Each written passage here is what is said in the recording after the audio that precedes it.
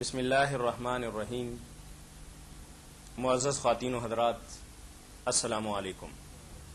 مرکز الحرمین الاسلامی ستیانہ روڈ فیصل آباد پاکستان سے فتاوی آن لائن کے ساتھ آپ کا میزبان میاں طاہر حاضر خدمت ہے۔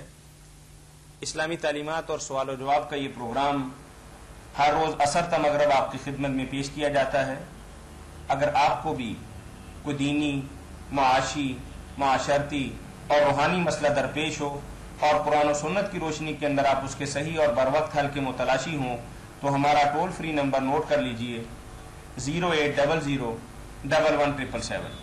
اس پروگرام میں آپ کی طرف سے آنے والی فون کالز اور براہ راست پوچھے گئے سوالات کے جوابات معروف مذہبی اسکالر، ممتاز عالم دین، مجدد، محقق، مصنف مفتی مولانا محمد اسحاق مرحمت فرماتے ہیں۔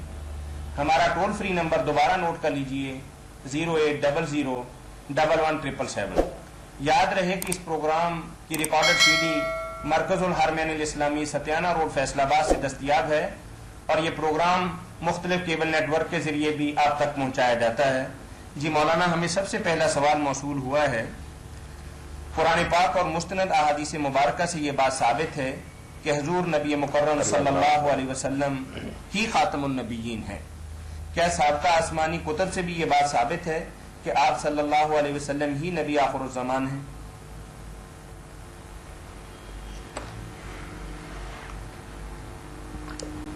سابقہ کتب میں آپ کے بارے میں جو پیش گوئیاں تھیں، وہ جیسے قرآن مجید نے بیان فرمایا کہ لوگوں نے اس میں بہت سی تبدیلیاں کر لیں، مگر اس کے باوجود بھی یوحنا کی انجیل میں جو پیش گوئی ہے نا، وہ اس بارے میں بہت واضح ہے، جس میں مسیح علیہ السلام کہتے ہیں کہ اگر میں نہ جاؤں تو دوسرا مددگار تمہارے پاس اللہ نہیں بھیجے گا، میں اللہ سے درخواست کروں گا تو وہ تمہیں دوسرا رہنما دے گا جو قیامت تک تمہارے ساتھ رہے گا۔ یہ قیامت تک، ابد تک وہ ساتھ رہے گا، اور بہت سی دین کی باتیں ہیں جو بتانی تھی مگر اب تم اسے برداشت نہیں کر سکتے، وہ آ کر ان باتوں کو مکمل کرے گا، یعنی دین بھی مکمل کرے گا اور ابد تک رہے گا۔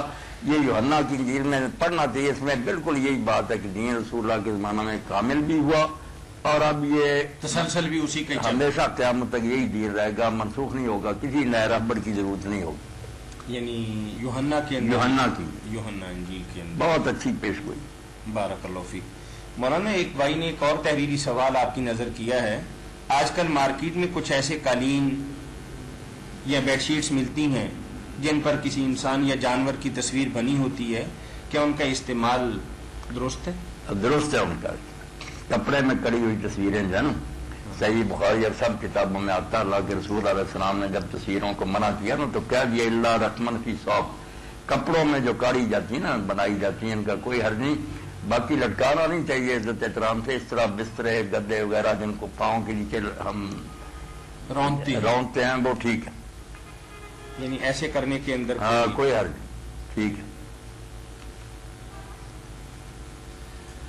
تو ایک اور سوال ہے آپ کی نظر کہ اگر طبیعت خراب ہو، نزلہ زکام بھی ہو اور روزہ بھی رکھنا ہو اور غسل بھی واجب ہو تو کیا خالی تیمم کر کے نماز وغیرہ پڑھی جا سکتی ہے؟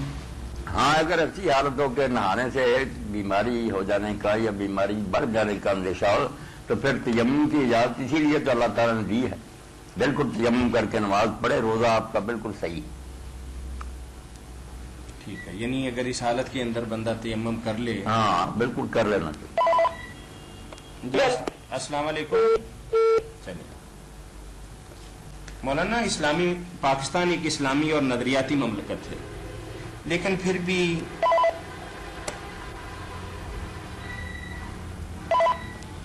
السلام علیکم۔ وعلیکم السلام ورحمۃ اللہ وبرکاتہ۔ مولانا بیٹھ گئے؟ جی تشریف فرمائیں۔ اچھا مولانا، میرا ایک سوال ہے جی کہ علامہ ناصر البانی رحمہ اللہ کی کتاب ہے سنت مطہرہ اور آداب معاشرت، ہاں ہاں، اس میں ایک انہوں نے نا آخر پہ لکھا ہے عورتوں کے لیے ہلکا در سونے کا استعمال۔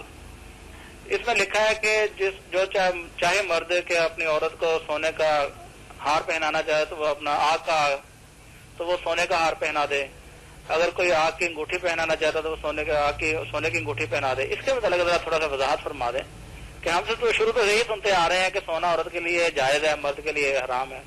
جائز ہے، سونا مرد عورت کے لیے جائز ہے۔ کا فتویٰ وہی ہے جس علامہ صاحب کا فتویٰ یہی ہے، انہوں نے یہ باتیں کہی، اسی طرح پہلے بھی کچھ لوگ یہ باتیں کہتے رہے، مگر ان کو قبول نہیں کیا گیا. اچھا امت کی اکثریت نے علماء نے جو دیکھا نا کہ اللہ تعالیٰ نے بھی قرآن مجید میں عوام یونشا فہلیہ جی جی عورتوں کے بارے میں تو بات ہی یہ کہ عورتوں زیور میں پلتی ہیں، اس لیے زیور تو ان کے لیے ایک زینت ہے، تو یہ بالکل ہونا چاہیے. اور سونا ان کے لیے حلال ہے. اللہ کے رسول نے ہاتھ میں پکڑ کر کہا کہ ریشم اور سونا مردوں کے لیے حرام ہے، میری امت کے لیے حلال ہے. جی کچھ چیزیں ایسی ہیں جو حضور نے اپنے خاندان کے لوگوں سے کئی، حضرت فاطمہ رضی اللہ وغیرہ سے، جی وہ اس کی سادہ زندگی گزارنے کی تلقین، وہ مسئلہ نہیں تھا. حضور یہ چاہتے تھے کہ میرے گھر والے عیاشی میں نہ پڑے، نمونے کا گھر ہے، یہ بالکل سادہ جو ہے نا گزاران رکھے، تو ان کو فتویٰ نہیں بنانا چاہیے. جی جی ہاں بالکل جائز ہے، عورتیں جس قسم کا چاہیں زیور پہنیں. صحیح ہے. یہ تو تھوڑا سا ذہن میں تھا، میں نے کہا پتہ کرنا نہیں پوچھ لینا چاہیے. السلام علیکم. وعلیکم. جی وعلیکم السلام ورحمۃ اللہ. مولانا بھائی کا سوال یہ ہے کہ وہ کہہ رہے ہیں کہ امت مسلمہ کا اس بات پر اتفاق ہے کہ جیسا کہ نبی کریم السلام علیکم. وعلیکم السلام. جی یہ صدقہ فطر کے بارے میں پوچھنا ہے کہ کتنا ہے؟ صدقہ فطر کتنا ہے؟ جی مولانا. صدقہ فطر دوسری جنسوں کے مقابلہ میں آدھا ہے نا. دوسری جنسیں جو ہے نا کھجور وغیرہ وہ تو سوا ہے پورا. عربی کا ایک ہے نا وزن، جی وہ پرانا وزن 3.25 سیر تھا، اب وہ 2.5 کلو ہو گیا. جی تو یہ گندم اس کا نصف ہے، یہ 1.25 کلو بنتی ہے. جی اس لیے گندم اگر 1.25 کلو کے حساب سے دے دیں یا اس کی قیمت دے دیں تو اس کا گندم کا یہی ہے حساب صدقۃ الفطر کا. جی. دوسرا ليلۃ القدر کے بارے میں پوچھنا ہے کہ اس کی کیا کوئی نشانی اس کی بتائی گئی ہے؟ نہیں نشانی کوئی نہیں بتائی. بچہ جو بتائی بھی گئے ان سے کوئی فیصلہ نہیں ہوتا. کچھ تو نشانیاں ایسی ہیں جو گزرنے کے بعد ہے، صبح جب سورج نکلتا تو دیر تک ان کی شعائیں نہیں ہوتی. کوئی یہ ہے کہ وہ رات جو ہے نا معتدل ہوتی ہے، نہ زیادہ ٹھنڈی نہ گرم، تو ایسی تو کئی راتیں ہوتی ہیں، کوئی فیصلہ نہیں ہو سکتا. جی. اگر فیصلہ ہو سکتا ہوتا تو میری بچی رسول کریم علیہ السلام پر نہ یہ بات واضح ہو جاتی. جی آپ کے لیے بھی مخفی رکھا گیا. 1 سال اللہ نے بتایا تھا، آپ بتانے کے لیے نکلے، جی. 2 آدمی جھگڑ پڑے، ان کی نحوست کی وجہ سے وہ علم اللہ نے واپس لے لیا. جی. تو اس لیے آپ نے کہا تاک راتوں میں تلاش کرو.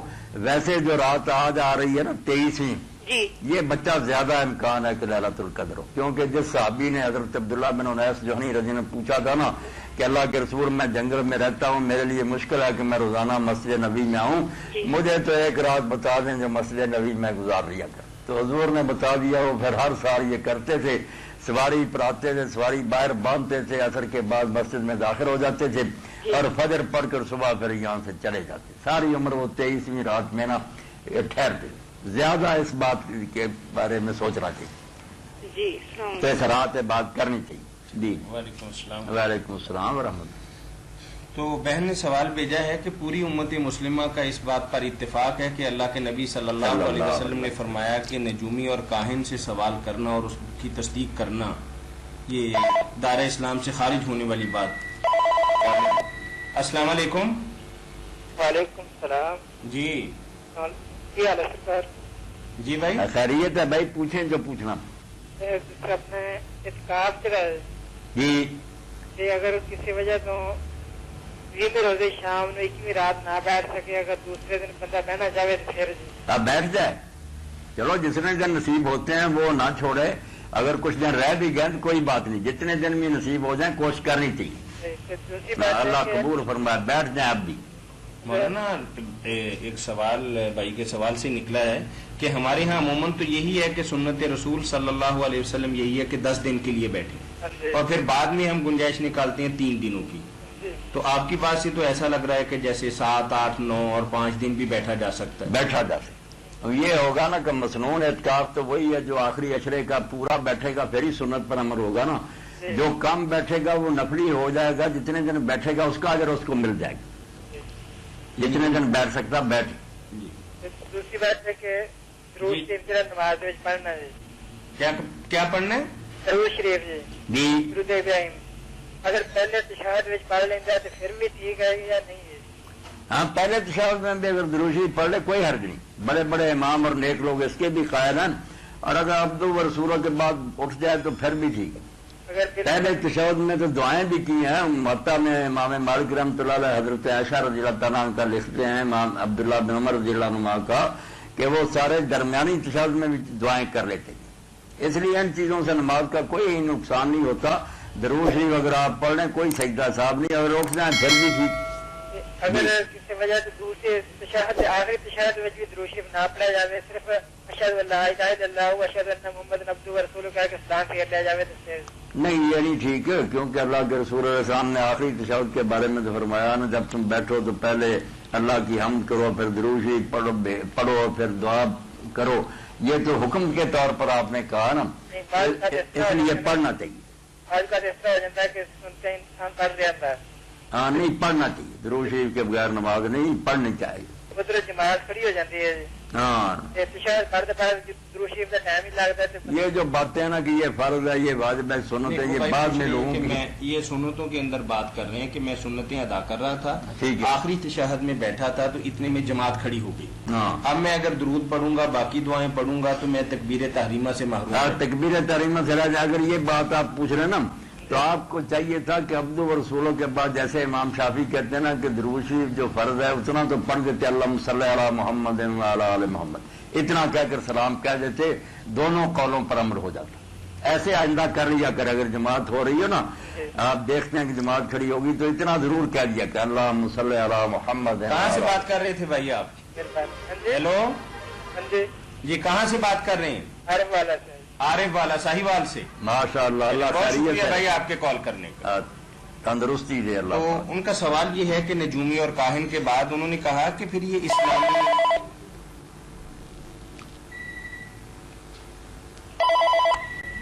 السلام علیکم. وعلیکم السلام. جی بھائی. جی میں نے مسئلہ ایک پتہ کرنا تھا. جی فرمائیے. یہ جب ہم امام صاحب کے ساتھ نماز پڑھ رہے ہوتے ہیں، جی جی، فرض کریں میں چوتھی رکعت میں شامل ہوا ہوں، اس کے بعد جو میں اپنے کھڑے ہو کے ترتیب کے لحاظ سے میری دوسری ہوگی، ہاں جی، اس میں کیا کیا پڑھوں گا؟ یعنی کہ سورہ فاتحہ سبحانہ اللہ سے شروع کروں گا یا سورہ فاتحہ سے پڑھنی شروع کروں گا؟ ٹھیک. ویسے تو میرے بھائی جیسے بھی آپ پڑھ لیں گے نا، کسی نہ کسی امام نے اللہ اس پر رحمت فرمایا وہ طریقہ تجویز کیا، اس لیے نماز تو سب کی ہو جاتی ہے، جیسے بھی پوری کر لیتے ہیں لوگ. ٹھیک ہے. مگر جو بات ہے نا صحیح، جی جی وہ یہ ہے کہ جہاں سے آپ آ کر جماعت کے ساتھ شریک ہوئے تھے، ایک رکعت آپ نے پائی، جی وہ تھوڑا پڑا یا زیادہ پڑا آپ اس کو پہلی شمار کریں، کیونکہ جہاں تکبیر تحریمہ کہی جاتی ہے نا وہ ہوتی ہے نا نماز کے آغاز میں. جی جی. اگر ہم کہیں یہ تکبیر تحریمہ نہیں تو پھر تو نماز ہی نہ شروع ہوئی. صحیح. اور اگر تکبیر تحریمہ تو وہ تو نماز کی ابتدا میں ہوتی ہے، اس لیے وہ پہلی رکعت ہے. ٹھیک ہے. اس کے بعد آپ جو پڑھیں گے دوسری آگے، تیسری آگے، چوتھی، سیدھا ہی پھر چلتے جائیں، پیچھے کو لوٹنے کی ضرورت نہیں. بڑی یہ مہربانی. سیدھا سا حساب رکھیں کہ جہاں آپ شامل ہوئے ایک آگے 2 3 4 اس حساب سے پڑھتے جائیں، وہ نماز آپ کی بالکل. مقتدی کی پہلی ہے، امام کی بے شک ہاں. تیسری یا چوتھی کیوں نہ ہو. مقتدی کی پہلی ہے، اس کی آگے دوسری، تیسری، چوتھی ہوگی، اسی حساب سے بیٹھتا جائے اور اسی طرح ہی پڑھتا جائے. بڑی مہربانی. اللہ خوش رکھے، مہربانی فرمائے.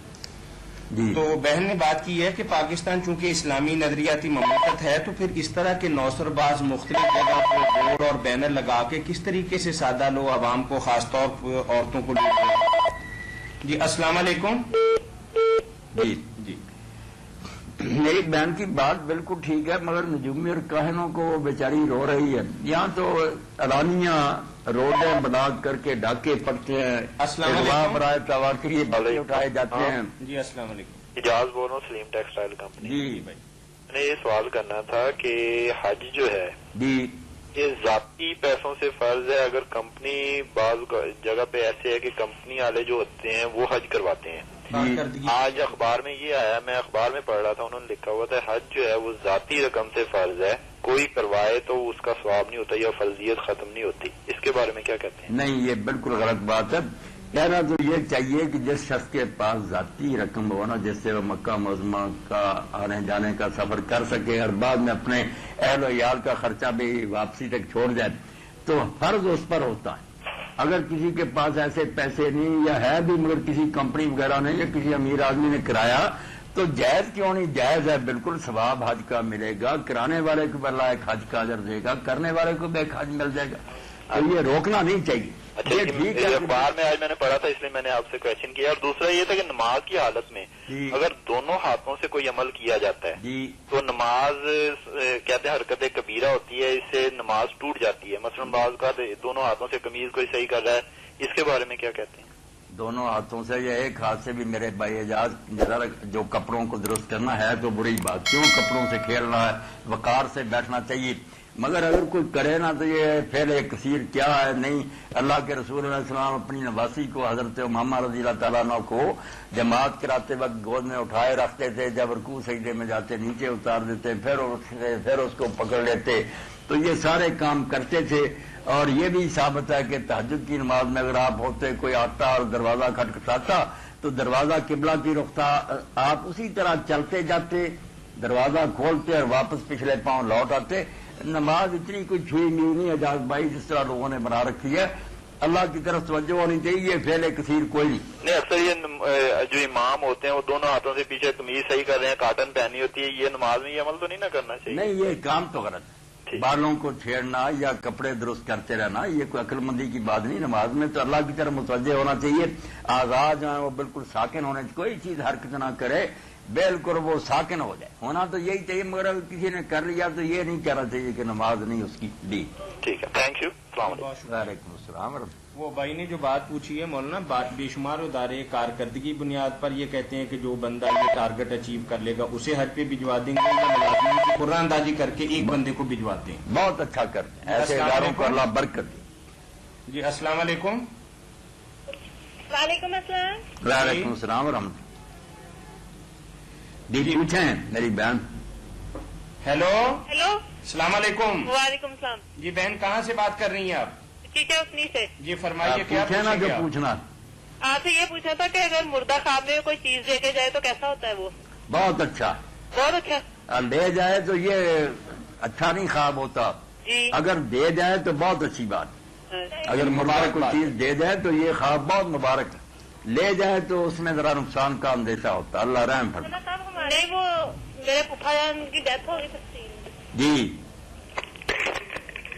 اللہ مغفرت فرمائے. خواب کی اور تصویر پوچھنی تھی. جی خواب میں چاند دیکھنا کیسا ہوتا ہے؟ خواب میں چاند دیکھا ہے؟ چاند دیکھنا بہت اچھی بات ہے. نہیں، چاند یعنی کہ 1-2 دن کا ہو. نہیں، وہ اچھا ہی اچھا ہے، وہ بڑھنے والا ہے نا، آگے سے آگے ترقی ہوگی. اچھا. ہاں. نہیں تو اس کے ساتھ نا چاند کے نیچے یعنی کہ زیادہ سٹیپ بائی سٹیپ نیچے چاند ہوتے ہیں، پھر وہ بوجھتے ہیں، لیکن وہ جو پہلا چاند ہوتا ہے نا وہ ویسے ہی رہتا ہے. نہیں، یہ تو میری بہن بہت مبارک خواب ہے. چاند اللہ کی طرف سے بہت اعلیٰ نشانی ہے، روشن، وہ اور بڑھتا جائے گا انشاءاللہ، چھوٹا بھی بڑا ہوتا جائے گا. یہ مبارک ہے خواب اللہ نہیں، تعالیٰ. وہ یہ ہے نا کہ مطلب باریک چاند ہے، ہاں. کے نیچے اور چاند ہوتے ہیں سٹیپ بائی سٹیپ، کبھی بلتے ہیں کبھی بجھتے ہیں. کوئی لیکن بات ایک چاند تو برقرار رہتا ہے نا. جی جی، وہ بالکل اپنی جگہ پہ سارا رہتا ہے. چمکتا رہے گا انشاءاللہ. بالکل انشاءاللہ بلند اقبال ہوگا آپ کا، اللہ فضل فرمائے گا. شکریہ جی. بس یہ اللہ خیر. ہمارے ادھر نا مولانا اصغر صاحب بہت اچھے عالم ہیں، ماشاء وہ آج کل بیمار ہیں، نہیں تو ہم ان سے پوچھتے ہوتے ہیں. اللہ تعالیٰ انہیں صحت دے، تندرستی دے. جی جی نجومیوں کے اور بارے یہ میں جو ہر جگہ بدماشیاں ہو رہی ہیں، ڈرامے ہو رہے السلام ہیں، علیکم. ناظرین اور وعلیکم جی. جی وعلیکم جی. السلام. اچھا مولانا صاحب، جی مقتدی امام دے مگر تسبیحاں کردا ہے سجدے چ تے رکوع چ، جی تے آیا انہوں 3 تو زیادہ کر لینی چاہیے تسبیحاں اگر ٹائم امام صاحب دیندے ہون تے؟ جب تک امام صاحب سر نہ اٹھائیں رکوع سے سجدے سے، وہ جتنی چاہے میرے بھائی کر سکتا ہے، امام بھی جتنی چاہے کر سکتا ہے، 3 کی کوئی قید نہیں. تو کہتے ہیں نا کہ امام سے زیادہ نہیں ہونی چاہیے ہو سکتا. نہیں نہیں، یہ کون پتہ کرتا رہے گا؟ کہاں یہ لکھا؟ یہ تسبیحیں یا دعائیں وغیرہ دل میں امام کرتا، ہم بھی دل میں کرتے ہیں، کوئی پتہ نہیں تشہد میں وہ درود شریف کے بعد کیا دعا کر رہا ہے، ہم کیا کر رہے ہیں، یا کوئی پابندی نہیں. اس کے ساتھ ساتھ رہنا، پڑھنے کی کوئی بات نہیں، آپ زیادہ پڑھیں وہ تھوڑا پڑھے، اس سے اقتداء میں کوئی فرق نہیں آتا. آپ یعنی اس سے وہ بات نہیں ہوگی کہ ہم امام سے آگے نکل گئے ہیں. نہیں نہیں، وہ رکوع سجدے جو ظاہری حرکتیں ہیں نا ان میں آگے نکل جائے وہ بری بات ہے، پڑھنے میں کوئی بات یعنی نہیں. سجدے میں پہلے چلے جائیں یا ہاں. سجدے سے پہلے اٹھ جائیں تو وہ بالکل غلط. امام سے آگے ہو گئے. وہ جی تو یہ میرا پڑھنے کا کوئی نہیں. ٹھیک ہے جی، اوکے السلام علیکم. یہ تھوڑی سی وضاحت فرمائیں گے اس کی، یہ نجومیوں والے؟ نجومی والی بات تو ہوئی کہ نجومی اور یہ کاہن جو ہے ان کا کیا کریں، یہ تو چھوٹی بات ہے. یہاں تو ڈھیر مچا سود چل رہا ہے، السلام جناب علیکم. شراب. وعلیکم السلام. جی یہ پہلے ہم نے فون کیا تھا نا تو وہ ایک مسئلہ تو رہ گیا اس کے اندر، جی جی اچھا. وہ میں جو آپ کو بتا رہی تھی نا کہ آپ ایسا کیا کریں میری بہن، باقی بھی جو بھی سامعین ہمارے ناظرین سن رہے ہیں نا ہمارا پروگرام، جی ان سے ہم درخواست کریں گے کہ سوال کرنے سے پہلے اپنا سوال کسی اچھے کاغذ پہ لکھ لیا کریں اور قلم پینسل سنبھال کے بیٹھ جائیں. ہاں جی ہمارا وقت بھی جو ہے اس کا حرج ہوتا ہے. جی اچھا، یہ نا جو میں نے آپ کو بتایا تھا کہ مردہ خواب میں اگر کوئی چیز دے کے جائے، وہ ہمارے پھوپھا جان نا تو انہوں نے کبھی نماز نہیں پڑھی تھی. اچھا. اپنی زندگی میں ایسے کہ انہوں نے کبھی نہیں نماز پڑھی. اللہ معاف فرمائے کرم کرے. جی کٹ گیا. جی کٹ گیا. تو جہاں ننگے ناچ ہو رہا ہے، شرابیں ہو رہی ہیں، زنا ہو رہا ہے، جا کے کیا کریں. جی صاحب آپ کیسے ہیں؟ مولانا صاحب کیسے ہیں؟ مولانا ماشاءاللہ بہت اچھے میں ہیں. خیریت سے ہوں. آپ بتائیں نا بیٹا، خیر ہے؟ جی میں اسامہ بات کر رہا ہوں. کیا میرا سوال ہے، جی. کیا ہر فرض نماز کے بعد ہاتھ اٹھا کر دعا مانگنا فرض ہے؟ نہیں، فرض نہیں، سنت بھی نہیں، کچھ بھی نہیں بیٹا. دعائیں جتنی جی چاہے آپ زبان سے پڑھتے رہیں. ہاتھ اٹھا کر نماز کے بعد آپ نے دعا نہیں کی اللہ کے رسول علیہ السلام نے. ہاں یہ نہیں ثابت. ویسے زبان سے جتنی جی چاہے دعائیں منہ سے پڑھتا ہے. ہاتھ اٹھا کر فرضوں کے بعد آپ اس نے وقت جو مطلب کہنے کا کہ 90-95% مساجد ہیں اور اس میں تو یہی طریقہ کار دہرایا جاتا ہے جو بیٹے نے پوچھا ہے، تو کیا ان کے علم میں یہ بات نہیں؟ اب بڑی ایک اچھی بات ہوئی ہے. کسی دور میں وہ جو کراچی میں دارالعلوم تھا جس سے رہنمائی لیتے تھے طالبان، مولانا رشید احمد لدھیانوی، ان کا ایک رسالہ شائع ہوا ہے اسی پر. انہوں نے بھی پہلے کچھ کہا تھا کہ کبھی کوئی کر رہے تھے. اب انہوں نے کہا میں توبہ کرتا ہوں، رجوع کرتا ہوں. پوری طرح میں نے تحقیق کر لیا کہ یہ رسم بدعت ہے، اس کا دین میں کوئی وجود نہیں. وہ کتاب یا امدادیہ سے لینی چاہیے. بہت حوالوں کے ساتھ انہوں نے لکھا ہے کہ یہ خالص بدعت ہے جو ہاتھ اٹھا کر امام کے ساتھ یا لوگ اکیلے اکیلے دعائیں کر نہیں آتا. سنت بڑی پیاری کتاب. شاہدہ شاہد منہریا والی بات ہوئی کہ گھر سے ایک بیٹی نے صاف بتایا کہ حوالہ دے کر انہوں نے رسالہ پورا لکھا کہ کوئی ثبوت نہیں ہے. جی ہر نماز کے بعد فرض نہیں ہے جی، جیسا کہ مولانا نے فرمایا. ہاں سنت بھی نہیں ہے. جی بات واضح ہو گئی بیٹا. جی شکریہ. چلیں اللہ خیر سے رکھے. چلیں مولانا، آپ بتا رہے ہیں کہ جس طریقے سے نجومی آج کل دندنا رہے ہیں، اس طریقے سے ہر برائی جو ہے وہ اس ہو رہی ہے.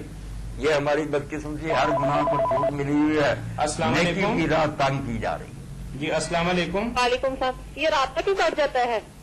کوئی پتہ نہیں کیوں کر کرتا. چلیں آپ کی بات تو ہو گئی تھی نا کہ آپ کے جو پھوپھا جان ہیں وہ نماز روزے کا کوئی اس قدر اہتمام نہیں کرتے تھے، پھر بھی آپ کو کچھ دے کے گئے. دے کے گئے، لے کے نہیں گئے، دے کے جانا جو. ظہر کی نماز میرے ساتھ پڑھتے ہیں وہ. چلو اللہ سے دعا کریں نا آپ ان کے لیے بھی مغفرت کی. اب ہم نہیں فتوی دیں نا کہ اللہ انہیں دوزخ میں لے جائیے. نہیں ٹھیک ہے. ہم بندوں کا تو کام یہ اللہ کے سامنے گڑ گڑائیں کہ اللہ تیرا بندہ تھا، اگر قصور بھی ہے اس میں معاف کر. جی جی مولانا، یہ چند دن پہلے آپ کی ایک فتوی کے حوالے سے ایک سوال آیا ہے. السلام علیکم. وعلیکم السلام. جی جی وعلیکم السلام. مولانا صاحب مینوں نا پرابلم ہے، اگر میں جدوں وضو کردا نا جی جی اور بھی دوستاں نوں انگل مار دینا دنداں چ خون چل پیندا. جی جی تے خون دے بارے سنیا ہے کہ حرام ہوندا ہے یا خون نکلے وضو ٹوٹ جاندا ہے. او نا کافی دیر انتظار کرنا پیندا ہے. کہ خون تسی رک جائے وضو پھر دا کیسے وضو؟ انتظار کریا کریے خون دے بند ہون تک یا وضو کر لینا چاہیے، کوئی گل نہیں. نہیں، آپ وضو کرتے جائیں، اس کو بہنے دیں. ہاں جی اور یہ جو ہے نا کہ خون نکلنے سے وضو ٹوٹ جاتا، کوئی نہیں ٹوٹتا. وضو آپ کا درستی ہے، بعد میں بھی درستی ہے. اور وہ آپ بعد میں پھر تھوک دے، ختم کر دیں، اس کو اللہ تعالیٰ شفا دے. وضو نہیں اس سے ٹوٹتا. یعنی اگر جسم سے نکل جائے خون تو وضو نہیں ٹوٹتا. اور وہ بھی جو کہتے ہیں نا کہ دم سائل جو بہنے والا خون نکل جائے اور بہتا بہتا اس عضو تک چلا جائے جو وضو میں دھویا جاتا ہے تو وضو ٹوٹ جاتا، اس کی بھی میرے بھائی کوئی دلیل نہیں. یہ وضو توڑنے والی چیزوں میں اس کو دھو لینا چاہیے، باقی وضو ٹھیک ہے. ٹھیک ہے. السلام علیکم. وعلیکم السلام. وعلیکم السلام ورحمۃ اللہ. نا پچھلے دنوں ایک ٹیلی ویژن اسٹیشن پر ایک فلم ٹیلی کاسٹ کی گئی. السلام علیکم. وعلیکم السلام. مولانا صاحب افضال بول رہا ہوں بٹالہ کالونی سے. جی فرمائیے. میرا سوال یہ ہے ابھی میرا ایک بھائی دوسرے ملک میں رہتا ہے، اس کا فطرانہ ہم پاکستان میں ادا کر سکتے ہیں؟ کر سکتے ہیں. ٹھیک ہے، یہ پوچھنا تھا جی. اس کو بھی بتا دیں کہ ہم نے بھائی آپ کا دے دیا. چلیں ٹھیک ہے. جی بارک. السلام علیکم. وعلیکم السلام ورحمۃ. جی تو ٹیلی ویژن پر ایک فلم دی میسج ریلے کی گئی. جی اس کے حوالے سے بھائی نے سوال کیا تھا تو آپ نے فرمایا تھا کہ دیکھی جا سکتی ہے. السلام علیکم. وعلیکم السلام. کیسے ٹھیک ہے؟ جی الحمدللہ. میں اسماعیل بول رہا ہوں. اسماعیل لندن سے بات کر رہے ہیں. اسماعیل بول رہا ہوں. آپ کیسے ٹھیک ہے؟ جی الحمدللہ. ہاں جی.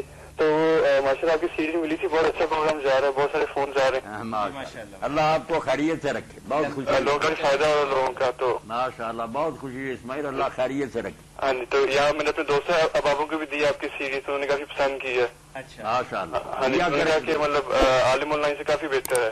اللہ آپ کو بھی اجر دے گا، دیا کریں ضرور دوستوں کو. تو میرا یہ سوال تھا کہ جو ایک زلزلہ آیا پاکستان میں ابھی ریسنٹلی، جی مطلب ایک طرح کا قیامت سے پہلے قیامت ہے ایک طرح کی. قیامت ہی تھی. ہاں جی، تو مطلب جو علماء کرام ابھی ان میں اتفاق ہوا ہے کہ نہیں کہ ابھی یہاں ان کی ویسی صورتحال جیسے پہلے تھی ان کی خراب ہے پہلے سے، خراب ہے، کچھ بھی خراب ہوگی، تو اب اس کو اگر درست کرنا تو کیسے کیا جائے؟ یہ تو اللہ ہی نے کرے تو کرے، یہ ٹھیک ہونے والے نہیں، بگڑ گئے بہت. نہیں تو مطلب آپ کو چاہیے کہ آپ ان کے اسماعیل لیے زیادہ سخت سزا چاہتے ہیں، یہ عبرت نہیں پکڑی ان لوگوں نے، وہی برائیاں وہی حال ہے ان کا، اللہ معاف کرے. کسی نے نصیحت نہیں حاصل کی کہ بھائی کیا حال ہوا ہے، ہم درد ہیں. ٹھیک. اچھا سر، دوسری بات کہ سم ٹائم ایسے جب میں کالج میں ہوتا ہوں تو کالج کی ٹائمنگ صبح 9 سے رات 5 بجے تک ہے، تو اکثر وہاں پہ نماز پڑھنے کا ٹائم نہیں ملتا ہو، جگہ بھی نماز پڑھنے کا. تو کیا میں غیرہ کے ساتھ نمازیں اکٹھی پڑھ سکتا ہوں؟ میں جمع کر کے اکٹھی وقت پر پڑھ لیا کر، ٹھیک پڑھ لیا کریں. دونوں اکٹھی پڑھ لیا کر. فرض صرف دونوں کے پڑھنے، سنت نفل نہیں پھر پڑھنا. اچھا ٹھیک. فرض ہی صرف پڑھنے دو نمازوں.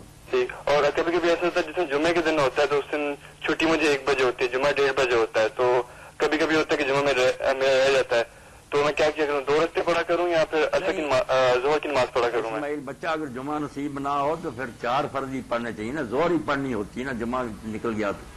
ایسے 4 فرض پڑھنے چاہیے. مطلب اس کا کوئی گناہ وغیرہ یا کوئی کفارہ وغیرہ اس کا نہیں؟ کوئی کفارہ نہیں، اللہ معاف کرے. باقی کوشش کرنی چاہیے نا کہ جمعہ کی نماز ناگاہ نہ ہو. جو کلاس فارغ ہوتی ہے فوراً بھاگتا ہوں، بس پکڑتا ہوں یا پھر کسی دوست کے ساتھ. چلو کوشش کے باوجود اگر نکل جاتا جمعہ، آپ کو جمعہ کا ثواب مل گیا، مگر زور کی نماز 4 فرض پڑھ لیں. زور کی نماز 4 فرض پڑھ لیں. باقی کا پروگرام بہت زیادہ ہم گھر پہ سارے شوق سے دیکھتے ہیں روزانہ ایک سیڈی. چلیں بہت شکریہ، انشاءاللہ باقی سیڈیز بھی آپ کو بھجوائیں گے انشاءاللہ. چلیں ٹھیک ہے، بہت شکریہ جی، دعا میں یاد رکھیے گا. اللہ حافظ. جی اللہ. تو اس میں بھائی کا سوال جو ہے اس فلم کے حوالے سے اب یہ ہے کہ اس میں عیسائی یا مشرک یا بد کردار لوگ صحابہ کرام کا کردار ادا کرتے ہیں، جب ان کی عملی زندگی جو ہے وہ ان صحابہ کرام سے ذرا بھر بھی مشابہت نہیں رکھتی، پھر جب ہم ان کے کردار کو دیکھتے ہیں اور ان کی اصلی شکل و صورت کو دیکھتے ہیں تو پھر ہمیں تھوڑی نفرت ان سے ہوتی ہے. نفرت تو ہونی چاہیے، مگر بہرحال جب وہ دکھاتے ہیں صحابہ کرام رضوان اللہ علیہ مجمعین کا کردار، تو یا تو اس میں کوئی غلط حرکت کریں نا، صحابی رسول کو شراب پیتے بدکاری کر کے دکھائیں، پھر تو ہم احتجاج کریں. اگر وہ ان کا صحیح کردار ہی ہمارے سامنے تقویٰ اور پرہیزگاری دکھا رہے ہیں تو وہ کم وقت جو بھی ہیں ہوں گے، اللہ کو حساب دیں گے، پھر ہم اعتراض نہیں نہ کر سکتے. انہوں نے کوئی بری صورت نہیں پیش کی، اچھی شکل میں ہمارے سامنے ان کا نا نقشہ پیش کیا.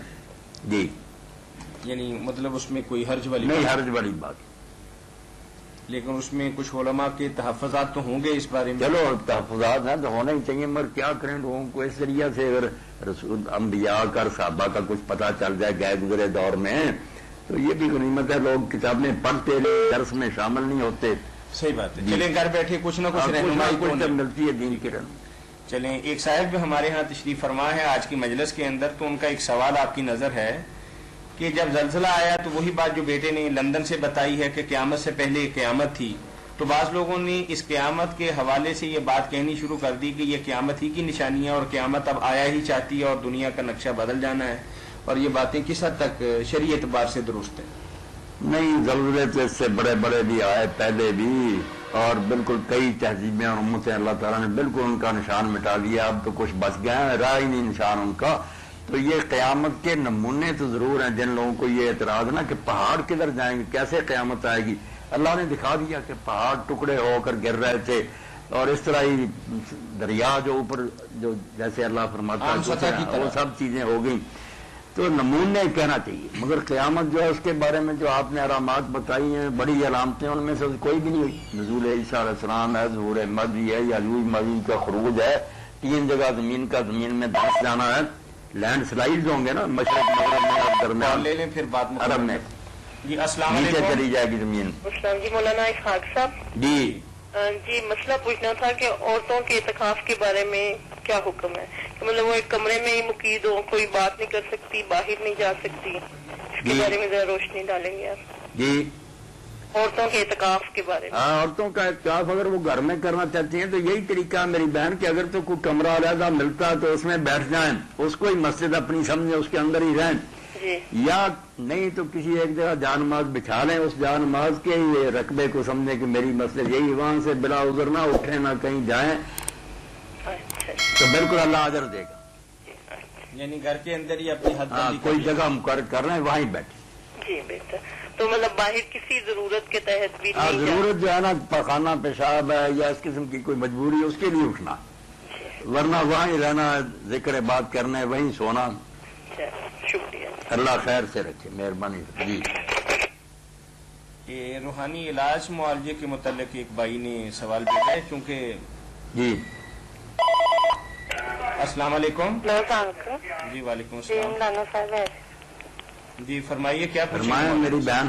میں نے پوچھنا تھا کہ جو اعتکاف میں بیٹھتے ہیں نا عورتیں گھر میں، ہاں تو وہ کوئی خاص عبادت ہے اعتکاف میں بیٹھنے کی، کوئی کلام اللہ کا؟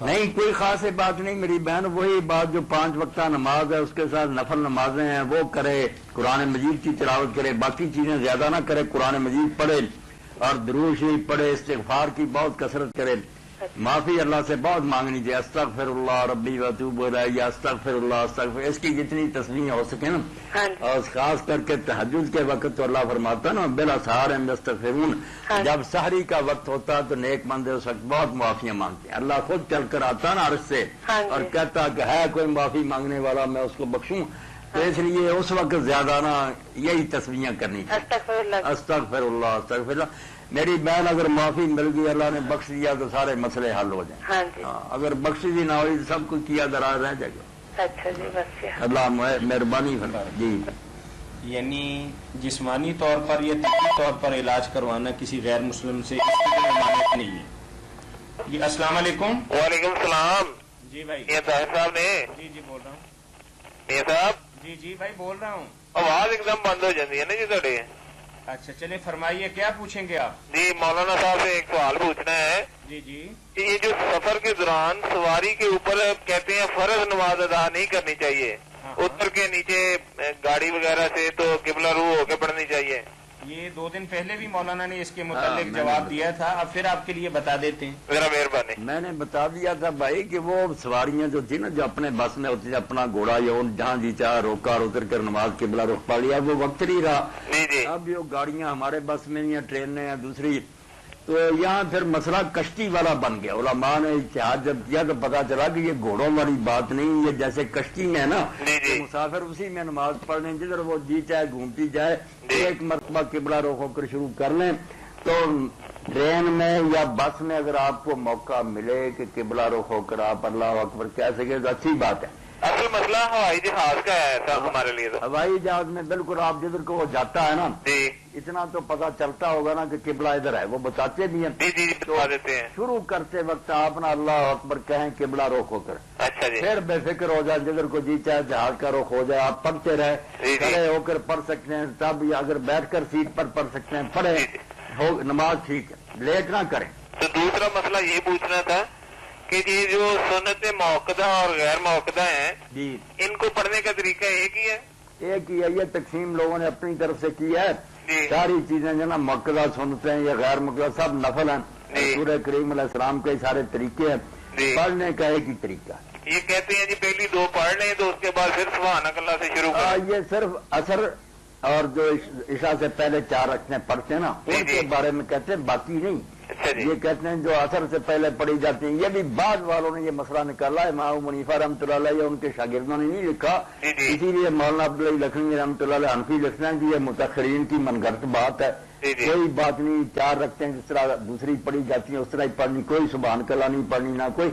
زیادہ صحیح کام اگر میرے بھائی کرے نا تو صحیح حدیث کے مطابق اور صحابہ اور مدینہ کے عمل کے مطابق 4 شروع ہی نہیں کرنی چاہیے، نہ موقدہ نہ غیر موقدہ، جو بھی آپ پڑھیں نا 2 کر کے 2 شروع کریں، اتحیات درود شریف دعا پڑھ کر سلام، پھر اٹھ کر 2 شروع کر لیں، صلاۃ اللیل والنہار مثنی مثنی، رات اور دن میں تحیۃ المسجد کے بھی ہو جائیں گے۔ ہاں تحیۃ المسجد میں جب آپ داخل ہوئے کوئی سنتے شروع کر لی نا نماز کی یا فرض ہی پڑھنے لگے تو وہ تحیۃ المسجد اس میں ادا ہو۔ ٹھیک ہے جی، بہت مہربانی، اللہ خیر سے رکھے، مہربانی فرمائے۔ جی تو بھائی نے کہا ہے کہ کچھ لوگ روحانی علاج معالجہ کے لیے عیسائیوں کے پاس جاتے ہیں جی، اور ان سے کوئی دم درود کراتے ہیں، اور خاص طور پر جادو کا توڑ سنا ہے وہی جانتے ہیں اور ان کے پاس آتے جاتے ہیں. کیا ایسا علاج معالجہ کروانا شریعت کی روح سے جائز ہے؟ علاج معالجہ تو جیسے جسمانی جائز ہے نا، اسی طرح روحانی بھی جائز ہے، مگر مصیبت یہ ہے جیسے آپ نے کہا کہ وہ جادو کرتے ہیں، جادو کا توڑ جادو سے کرتے ہیں، تو یہ تو ہو گیا کفر. اس لیے اگر پتہ چلے کہ کوئی ایسا عیسائی یا یہودی ہے جو اللہ کے کرام سے علاج کرتا ہے، تو حضرت صدیق اکبر نے دیکھا کہ ایک یہودیہ عورت بیٹھی دم کر رہی تھی اما ایسا کو، تو انہوں نے کہا اللہ کی بندی کتاب اللہ سے کرنا، یہ متا میں روایت ہے. اس لیے علاج ٹھیک ہے کوئی کرے، مگر مسلمان بھی کم وقت اگر شرکیہ کرنے پڑے تو وہ بھی گناہ. السلام علیکم. وعلیکم السلام جی. جی جی مفتی صاحب بول رہے ہیں جی. جی پوچھے میری بہن. جی آپ سے یہ سوال کرنا تھا کہ میں غیر مسلم کو زکات دے سکتی ہوں؟ نہیں، زکات نہیں دے سکتی، نہ صدقہ فطر دے سکتی. اس کے علاوہ جو ہے نا قربانی کا گوشت یا ویسے خیر خیرات ہاں جی. اس میں کوئی فرق نہ کریں، وہ ان کو بھی دے، اللہ کی مخلوق ہے. ہاں. نہیں بھی مسلم تو اللہ ان سے نپٹے گا، ہمیں ان کی مدد کرنے کا حکم ہے، مگر زکات اور صدقہ فطر جی. صرف مسلمانوں کے لیے. اچھا. ہاں اچھا جی، مہربانی، شکریہ. غیبت کے متعلق بھائی نے ایک سوال کیا ہے کہ جیسا کہ قرآن کریم میں آتا ہے کہ غیبت کرنا ایسی ہے جیسے اپنے مردہ بھائی کا گوشت کھانا. مردہ انہوں نے کہا ہے کہ جب حلال کھانا منع ہے تو پھر حرام کھانے کے بعد روزہ برقرار رہ جاتا ہے. السلام علیکم. وعلیکم السلام ورحمۃ اللہ. جی صاحب بھائی مولانا سے بات کرنی میں تھی. لطیف صاحب سن رہا ہوں، کریں بات آپ. اچھا جی. اچھا مولانا یہ ہے کہ جب انسان وضو کرتا ہے جی. تو اس نے جرابیں پہنی ہوتی ہیں، ہاں جی یعنی وضو کر کے جرابیں پہنی، پھر دوسری دفعہ جب وضو کیا تو اس کے اوپر مسح کر لیا. کر لیا. اچھا پھر مولانا اگر جرابیں اتار دی جائیں بعد میں مسح کرنے کے بعد، آپ نے نماز پڑھی، نماز پڑھ کے آپ نے پھر جرابیں اتار دی، جی تو وہ وضو ٹوٹ جائے گا یا وضو قائم رہے گا؟ نہیں، وضو قائم ہی. اچھا جی. وضو قائم. اگر آپ زیادہ احتیاط کرنا چاہتے تو پاؤں دھو لیں، جی. ورنہ وضو نہیں ٹوٹے گا. نہ بھی دھوئیں تو خیر ہے.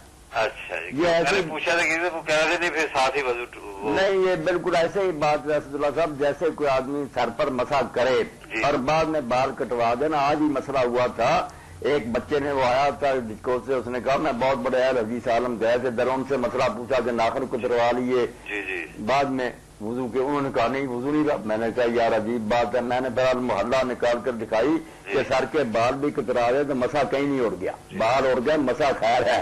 اور وہ ناخنوں کو کتروانے سے بھی کچھ نہیں ہوتا. تو بغیر علم کے لوگ فتوے دیتے ہیں، کیا آپ بے فکر رہیں. ٹھیک ہے. اگر اتار بھی دیا وضو قائم ہے، پاؤں دھو لیں تو اچھی بات. ٹھیک ہے. جی. اچھا مولانا ایک آج ہی ایک جگہ کسی نے حدیث سنائی تھی، تو باقی تو چیزیں اس کی ٹھیک تھی، قرآن کے حوالے سے جی کہ قرآن مطلب وضو کر کے پڑھنا چاہیے اور اس کے اوپر سے نہیں گزرنا چاہیے اس طرح. لیکن ساتھ ہی انہوں نے یہ بھی کہا کہ قرآن کی طرف پیٹھ کرنا بھی حرام ہے. نہیں، یہ جتنی باتیں نا چلو انہوں نے بیچاروں نے اپنے ادب کے طور پر کہا پیٹھ نہیں کرنی چاہیے، اوپر سے نہیں گزرنا چاہیے، یہ نہیں، وہ کرنا. حدیث انہوں نے پڑھ کے سنائی تھی. نہ نہیں، حدیث پاک میں قرآن میں ایسی کوئی بات نہیں. قرآن مجید سے جو کہتے ہیں نا کہ ان لوگوں نے اپنے پیٹھ پیچھے اللہ کی کتاب کو پھینک دیا، وہ تو آپ اسد اللہ صاحب جانتے ہیں کہ جو لوگ عمل نہیں کرتے. یہود کے بارے میں آیا نا کہ انہوں نے ایسے پیچھے پھینک دی تورات کے، پتہ ہی نہیں کہ اس میں کیا لکھا. جیسے ہمارا حال ہے، پورے عالم اسلام نے قرآن اب پیچھے پھینکا ہوا، تلاوت ہو رہی ہے، محفل قرات ہو رہی ہے، عمل کوئی نہیں کرتا. اس کو کہتے ہیں نوازو کتاب اللہ و حاضر. پیٹھ کی کوئی بات نہیں، پیٹھ یہ حرام ہے. باقی جو ہے نا وضو کر کے پڑھنا چاہیے، یہ بھی نہیں ٹھیک بات. وضو کے بغیر ہی پڑھ سکے، چھونا نہیں، قرآن مجید کو چھونا نہیں بغیر وضو کے. زبانی تو بے شک پڑھے. ٹھیک ہے مولانا. زبانی کے لیے وضو کی کوئی شرط نہ، زبانی پڑھنے کے لیے وضو کی کوئی شرط نہیں، چھونے کے لیے کہ ہاتھ لگانا ہے باوضو. مہربانی. بڑی خوشی. وعلیکم السلام. غیبت کے متعلق بھائی نے جو سوال کیا ہے، بالکل غیبت ہی نہیں، جھوٹ. ویسے بھی بات تو سچی ہے کہ میں نے جیسے کہا تھا نا کہ ایک روزہ ہے صرف ظاہری. کسی مولوی سے آپ پوچھیں گے کہ میں نے کھایا پیا نہیں، کوئی مباشرت نہیں کی صبح سے شام تک، وہ کہہ دے گا آپ کا ہے روزہ. یہ ہے شریعت کا روزہ، ظاہری شریعت کا. مگر جو باطن ہے، حقیقت ہے. السلام علیکم. جی السلام علیکم. وعلیکم السلام. السلام علیکم. ہلو. جی ٹیلی ویژن بند کر لیں اور ہم سے بات کر لیں. ٹیلی ویژن بند کیا ہوا جی. کریں نا بات. فرمائیے جی. شور آتا ہے نا جی. بات یہ ہے نا جی. ہاں ہاں. یہ مولانا صاحب جان یہ پوچھنا ہے نا. ہاں ہاں. مطلب جب کوئی کاروبار کرتا ہوں یا کوئی کام کرتا ہوں تو دل بہت گھبراتا ہے. ہاں ہاں. دل بہت گھبراتا ہے. دل کو مضبوط کرے نا. دل مطلب یہ مولانا صاحب کو یہ کہو کہ کوئی ایسا ورد بتائے, کوئی ایسا قرآن آیات یا خان صاحب اللہ کے نام بتائے. سیب کے مربے وغیرہ کھایا کریں نا خان صاحب, اللہ برکت دے. میں نے کہا کوئی مربے وغیرہ خان صاحب کھایا کرے نا, دل کو تقویت ہو. اچھا پڑھنے کے لیے یہ لے لیں. آپ صبح شام 100 مرتبہ فجر کی نماز کے بعد اور مغرب کی نماز کے بعد نا یا لطیف ہو خان صاحب یہ 100 مرتبہ پڑھ دیا کریں. اچھا یا لطیف ہو. ہاں درود شریف اول آخر پڑھ دیا کرے ایک بار, اور یا لطیف ہو 100 بار پڑھے, انشاءاللہ اللہ کا لطف و کرم ہو جائے گا. اللہ آپ کا دل مضبوط کر دے گا. جی انشاءاللہ. ٹھیک چلو. جی غیبت کے متعلق آپ تو اصل میں تو یہی ہے کہ صحیح روزہ تو اسی کا جو گناہ سے بچے, ورنہ اللہ کے رسول علیہ السلام نے فرمایا جو روزے کی حالت میں بری باتیں کہنا نہیں چھوڑتا, غلط کام نہیں چھوڑتا, فَلَيْسَ لِلَّهِ حَاجَةٌ فِي أَن يَدَعَ الطَّعَامَ وَالشَّرَابَ, تو اللہ کو کیا ضرورت پڑی ہے کہ پھر کھانا پینا چھوڑے, کھاتا پیتا رہے, ملے گا تو اس کو کچھ بھی نہیں. کم من صائم ليس له من صيام الا الظمأ والجوع. بہت سے روزے دار ایسے ہیں اللہ پناہ دے کہ روزے میں سے صرف یہ ملے گا انہیں کہ بھوکے مرے اور پیاسے رہے, کچھ نہیں ملے گا. وہی ایسے ہی ہیں کہ کھانے پینے سے رکے ہوئے جو حلال ہے اور جو ہر وقت حرام ہے, غیبت اور جھوٹ اور بد نگاہی اور سارے وہ کام کرتے رہتے ہیں. اب اس روزے سے کیا ملے گا؟ یہ مردہ روزے ہیں جن کا کوئی فائدہ. اللہ سے ڈرنا چاہیے کہ محنت کی کرائی ضائع نہ ہو جائے. بچا کر رکھیں اپنے روزے کو. کانوں کو روزہ رکھنا چاہیے, آنکھوں کو, ایمان کو, ہاتھوں. وعلیکم السلام ورحمۃ اللہ. جی پوچھیں. مفتی صاحب. جی پوچھیں. جی مفتی صاحب ہیں نا, فرمائیے کیا پوچھیں گے آپ. ہم نے ایک کیسٹ سنی تھی علامہ احسان علی ظہیر صاحب کی. جی اللہ رحمت فرمائے. کیا انہوں نے فرمایا تھا؟ رحمت اللہ علیہ. جی انہوں نے کہا تھا کہ یہ جو بریلوی حضرات ہیں نا, جی یہ کہتے ہیں کہ اگر ان سے سلام لیا تو ان کا نکاح ٹوٹ جاتا ہے. علامہ صاحب نے یہ بات کہی تھی؟ جی رد بریلویت کے اندر. نہیں, انہوں نے کہا کہ میں نے کیسٹ سنی تھی. کیسٹ سنی تھی نا ان کی. ہاں تو آپ ایک کتاب کا بھی نام لے رہے ہیں. جی آپ کہہ رہے ہیں آپ نے بریلویت میں پڑھا. رد بریلویت ہے ان کی کیسٹ کا نام. اچھا اچھا, جو ہے موضوع ہے یہ. جی تو انہوں نے اپنی طرف سے یہ فتویٰ دیا کہ جو ہے حضرات سے سلام کہے اس کا ٹوٹ گیا, ان کا حوالہ دیا کہ وہ کہتے ہیں. وہ کہتے ہیں بریلوی کہتے ہیں. چلو وہ کہتے ہیں, ان کا اپنی جگہ خیال ہے کہ یہ لوگ گستاخ رسول ہے. بات تو ٹھیک ہے کہ اگر گستاخ رسول ہوں معاذ اللہ تو پھر سلام کرنے سے نکاح ٹوٹے گئے نے. کافر کو جو سلام کہہ دیا. باقی یہ الگ بات ہے کہ ہم منت سماج کریں گے کہ جناب ہم گستاخ رسول پر لعنت بھیجتے ہیں. توبہ, ہمارے تو ذہن میں بھی یہ بات نہیں آ سکتی کہ رسالت مآب علیہ السلام کے بارے میں برا سوچیں. کلمہ پڑھ کر دنیا اور آخرت بار ہم کو ان کا دامن پکڑے ہوئے ہیں, برا کہہ سکتے ہیں. تو اس لیے ہم اپنی معذرت پیش کریں گے جن کے بارے میں انہوں نے یہ کہا ہے حدیث حضرات کے, وہ بیچارے منت سماج کریں گے کہ ہمارے فرشتوں کو بھی خبر نہیں, ہم نے یہ گستاخی کر دی. مگر جب تک وہ یہ سمجھتے ہیں, بے شک غلط فہمی سے. اس بارے میں ایک واقعہ بیان کر دینا چاہتا ہوں کیونکہ یہ پروگرام سارے عالم اسلام کے لیے. ہم چاہتے ہیں کہ سارے گروہ جو ہے نا ان کے اندر کچھ بردباری پیدا. یہ دیوبند کی بات ہے کہ جس شخص نے دیوبند کی بنیاد رکھی تھی, دو تھے, وہ رشید احمد گنگوئی رحمۃ اللہ علیہ اور مولانا محمد قاسم نانوتوی رحمۃ اللہ. تو مولانا محمد قاسم نانوتوی آئے ہوئے تھے دیوبند. اصل میں ان کا گاؤں پاس ہی تھا نانوتا. تو ایک کمرے میں ٹھہرے ہوئے تھے. دوسرے کمرے میں ان کے ایک شاگرد تھے مولانا احمد حسن, جو استاد بن گئے تھے دیوبند کے, وہ تھے. اور ایک میر باز خاں, پرانے بزرگ تھے, پڑھے لکھے نہیں تھے, انہوں نے بزرگوں سے بہت ملنے کا موقع ملا. وہ دونوں تھے. اب وہ بات آپس میں کر رہے تھے. مولانا دوسرے کمرے میں سن رہے تھے. مولانا قاسم وہ کہہ رہے تھے میر باز خاں کہ صبح کی نماز فلاں مسجد میں پڑھیں گے دیوبند کی میں, کیونکہ اس آدمی کی قرات بہت عمدہ, قرآن شریف بہت اچھا پڑھتا. تو مولانا محمد حسن نے کہا نہیں, ہم نہیں اس کے پیچھے پڑے, قرآن کو کیا کر رہا, وہ ہمارے حضرت مولانا محمد قاسم نانوتوی کو کافر کہتا. یہ سن کر مولانا محمد قاسم آ گیا. انہوں نے کہا احمد حسن, میں سمجھتا تھا دین کے 4 حرف تجھے آ گیا ہے, تجھے کس نے بتایا کہ محمد قاسم کو اگر کوئی کافر کہے تو اس کے پیچھے نماز نہیں ہوتی. وہ کافر کہتا تو اس سے وہ اس لائق نہیں رہا کہ اس کے پیچھے نماز نہیں پڑھو. جاؤ صبح اس کے پیچھے نماز پڑھو, وہ قرآن اچھا پڑھتا. اور ساتھ ہی کہا کہ میرے ساتھ اس کی کوئی ذاتی دشمنی, اگر وہ مجھے کافر کہتا ہے تو اس وجہ سے کہ اس بیچارے کو یہ خبر ملی ہے کہ میں نے حضور کی توہین کی, یہ تو اس کے ایمان کے پکے ہونے کی دلیل ہے کہ اس نے جب یہ بات سنی وہ رنج میں آ گیا کہ حضور کی توہین کرنے والا کیسے مسلمان ہو. یہ پکا مومن ہونے کی نشانی ہے. رہ گئی یہ بات کہ میں گستاخ نہیں, میں ملوں گا اپنے بھائی کو سمجھاؤں گا, توبہ میں نہیں سوچتا. ایسے واقعات لوگوں تک پہنچانے چاہیے کہ جو بیچارے گستاخ رسول سمجھ رہے ہیں, وہ تو ظاہر ہے گستاخ رسول کو سلام تو نہیں کہہ سکتے, مگر دوسروں کو بھی چاہیے کہ انہیں پیار محبت سے سمجھائیں کہ آپ یہ غلط فہمی دور کریں. ہم اللہ گواہ ہے گستاخ نہیں ہے, گستاخ کو تو ہم کافر اور مرتد خود سمجھیں, تو بات پیار سے ہونی چاہیے. باقی ان کا فتویٰ جب تک وہ گستاخ سمجھے ٹھیک ہے. نہیں شیخ, یہ جو ہے نا آپ کا مسئلہ ٹھیک ہے, میں نے وہ اس بات کا حوالہ پوچھنا تھا آپ نے سن. یعنی وہ تو علامہ صاحب سے وہ علامہ صاحب سے پوچھے, میں نے کہا شاید آپ نہیں پتا ہے مجھے حوالوں کا, مگر میں حوالے ایسی باتوں کے دوں نا جو اختلافی ہے تو کام تو ہوتا خراب. یہ آپ اعلیٰ حضرت رحمۃ اللہ علیہ کے فتاوے دیکھیں گے تو وہ یہی کہتے ہیں کہ ان سے مصافحہ, ان سے جو سلام, ان کے پیچھے نماز. انہوں نے صاف کہا کہ یہ لوگ چونکہ اسلام سے خارج ہیں اس لیے ان کے پیچھے کیسے نمازیں پڑھیں گے.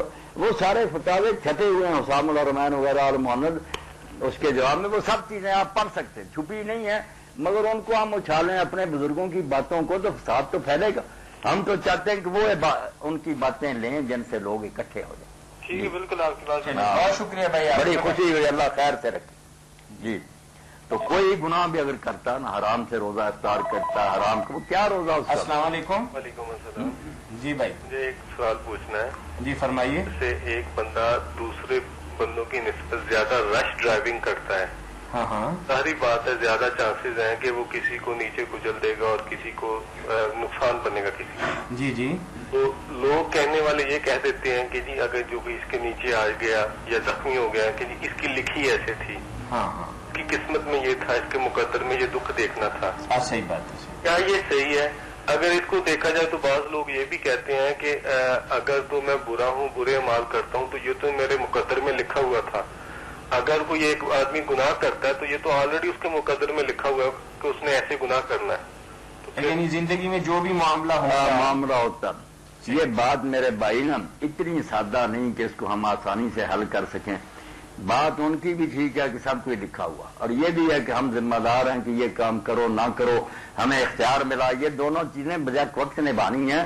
اگر ہم انسانی اختیار کا انکار کر دیں کہ بندے کے ہاتھ میں کچھ نہیں, تو پھر تو سارا دین تباہ ہو گیا. نبی کیوں آئے سمجھانے کے لیے, جنت دوزخ کیوں بنائی اللہ نے ان کے لیے, ملامت کیوں کرتا ہے کہ لوگ ایسا کیوں کرتے, بلکہ کئی جگہ حسرت سے کہتا ہے کہ کاش یہ لوگ یہ سمجھ آتے. معلوم ہوا انسانوں کو اختیار ملا, یہ اپنی مرضی سے کرتے ہیں. اللہ گرا ضرور کرتا مگر یہ زبردستی نہیں روکتا. اختیار بھی ٹھیک ہے, مگر اس کے ساتھ لکھے کو آپ چھوڑیں. کوئی آدمی جو اللہ کو مانتا خواہ کسی مذہب سے اس کا تعلق ہے, اب وہ علم الہی کا انکار نہیں کر سکتا کہ اللہ اپنی کائنات کے بارے میں بے خبر نہیں ہو سکتا. جاہل اس دنیا کو کنٹرول نہیں کر سکتا, اس کو سب پتا ہے کہ کون کیا کرے گا. یہ بات بھی ہر مذہب والا جو اللہ کو مانتا اس کو ماننی پڑتی ہے, ورنہ جاہل خدا تو اس دنیا کو سنبھال ہی نہیں سکتا, نہ کوئی اس پر ایمان ہی رکھ سکتا. دونوں ماننی پڑتی ہیں کہ علم ازلی میں سب کچھ ہے کہ کیا ہوگا. یہ بھی ماننا پڑتا ہے کہ بندوں کو اس نے ان پر چھوڑ دیا کہ جو چاہے کرو. اب بات کیا ہوئی کہ جو لکھے کو یہ کہہ دیتے نا کہ اللہ نے ان پر فرض کر دیا کہ یہ کرو, یہ غلط بات کہتے ہیں. یہ اللہ جانتا ہے کہ سب کچھ سمجھایا ہے, چھٹی دی ہے, مگر یہ کمبخت اپنی مرضی سے گاڑی کے نیچے سر دے گا یا زہر کھائے گا یا نماز پڑھے گا یا کاٹے گا. یہ جو کچھ کرے گا بالکل اپنی مرضی سے کرے گا, مگر اللہ تعالیٰ اس کو پیش نہیں جانتا. جاننے کا یہ مطلب نہیں کہ اللہ کرواتا یا کہہ دیا کہ کرو, نہ پسند کرتا. علم کو ہم کیسے روکیں. یہاں بھی کئی لوگ ہیں جو پیشگی جان لیتے ہیں کہ یہ بندہ یہ کام کرے گا, اس کی حرکتوں سے اندازہ ہو جاتا کہ یہ قتل کرے گا, ڈاکہ زنی کرے گا. اگر وہ کہیں لکھ بھی دیں اور آپ جیسے دوستوں کو بتا بھی دیں کہ یہ بندہ یہ کام کرے گا اور بعد میں وہ کر بھی لے, تو میرے بھائی یہ بہانہ تو نہیں وہ کر سکے گا کیونکہ ان کو پتا تھا کہ میں نے یہ کرنا اس لیے میں نے کیا. نہیں, تو نے کمبخت کرنا تھا سمجھانے کے بعد. اس لیے جو شیخ اکبر رحمۃ اللہ نے بات کہی نا, مسئلہ تو ٹیڑھا مگر وہ بہت حد تک اس بات کو واضح کرتی ہے کہ قیامت کے دن اگر ان مجرموں نے کہا نا کہ تو نے لکھا تھا اس لیے کیا, تو اللہ کہے گا بات کو اٹھ کر کرو خبیثو, تم نے کرنا تھا تو میں نے لکھا. تم نے نہ کرنا ہوتا تو میں کب خواہ لکھتا. لکھنا تو وہی تھا جو تم نے کرنا تھا. اس لیے آپ بے فکر ہو جائیں, لکھے کو بھول جائیں. اپنی مرضی سے جو کریں گے نا یہی وہاں لکھا لکھ رہے گا. وہ اللہ کے علم کو نہیں ہم روک سکتے, قصور ہمارا ہی ہے. ہم جو کریں گے اللہ نہیں روکتا.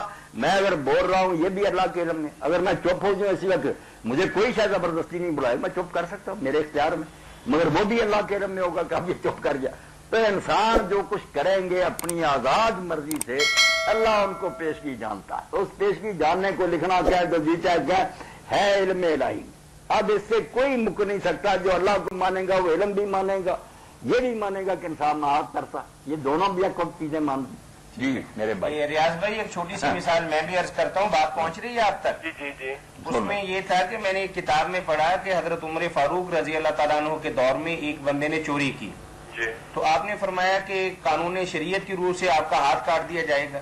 تو وہ کہتا ہے کہ میرا ہاتھ کیوں کاٹا جائے گا, تو میری تو تقدیر میں یہ لکھا تھا. تو انہوں نے فرمایا کہ تیری تقدیر میں یہ لکھا تھا کہ تو چوری کرے گا, اور میری تقدیر میں یہ لکھا تھا کہ میں چور کا ہاتھ چور کا ہاتھ. اور بہت اچھی ایک حکایت مولانا جلال الدین رومی نے اپنی مسئلے میں لکھی ہے کہ ایک شیطان جو تھا وہ ایک باغ میں گھس گیا, پھل توڑ توڑ کر کھانے لگا. اب باغ والا آیا, اس نے کہا اللہ کے بندے خوف خدا کر کہنے لگا میں کھا رہا ہوں, اللہ کھلا رہا, میری تقدیر میں. اس نے کہا ایسے نہیں یہ بات آئے گی. اپنے ملازموں سے کہا سوٹے لاؤ اور رسے لاؤ. وہ لائے, باندھ دیا اور مارنا شروع کیا. اب جب خوب پھینٹی لگی تو یہ کہنے لگا کیوں مارتے؟ انہوں نے کہا ہم مارتے ہیں, مروا رہا. اس نے قسمت میں لکھا, ہاتھ جوڑے کہ نہیں میں ہی کھا رہا. انہوں نے کہا بس ہم بھی مار رہے تھے, ہم نے اب تجھے چھوڑے. تو بندے خواہ اللہ کا منہ کالا کرنا چاہتے ہیں, نعوذ باللہ, کرتے خود ہیں.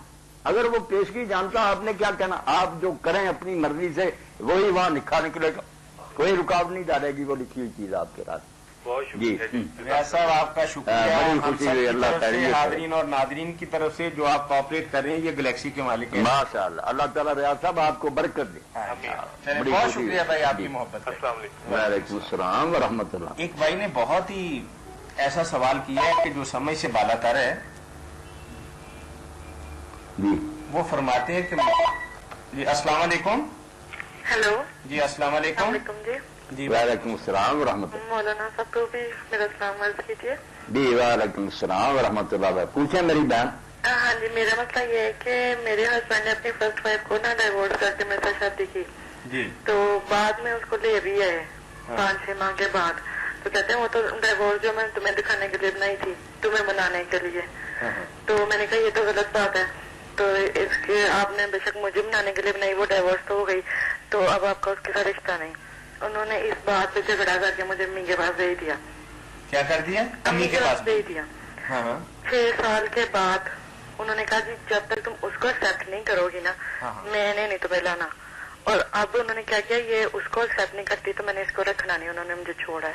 اب مجھے بتائیں میری بات غلط ہے کہ ان کی بات غلط ہے؟ وہ کہتے ہیں اگر میں قصوروار ہوں تو مجھے خدا سزا نہ دے. اللہ تعالیٰ نے ان کو اتنا دے دیا, نہ انہوں نے میرا حق ادا کیا نہ میرے بچے کا.